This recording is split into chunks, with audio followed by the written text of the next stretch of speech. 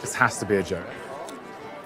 Hello everyone, and welcome back to the channel. Spoiler alert. In Immortal Thor number 3, Loki tries to assist the god of thunder, but he also warns that they will help by being Thor's enemy if necessary. In the comics, a whole new level of relationship between Thor and Loki is emerging. Since the beginning of time, Loki and Thor have had a complex relationship that has taken on many different forms. They frequently switch between being allies and enemies, and occasionally they do both at once, with Loki always having a special role to play in Thor's heroic journey. In the Immortal Thor number 3, written by Al Ewing, Martine Coccolo, Matt Wilson, Joe Sabino, Michelle Marchese, C.B. Sobolski, and Will Moss, a deeper meaning to their enduring rivalry is explored. What starts out as a small game turns into a teaching moment when Loki teaches Thor how to handle a new foe. Readers are made aware of the precise role Loki plays in Thor's life at this point in their lengthy and special relationship in the issue. Being the only person in the Marvel Universe who truly knows Thor, Loki is not only the ideal adversary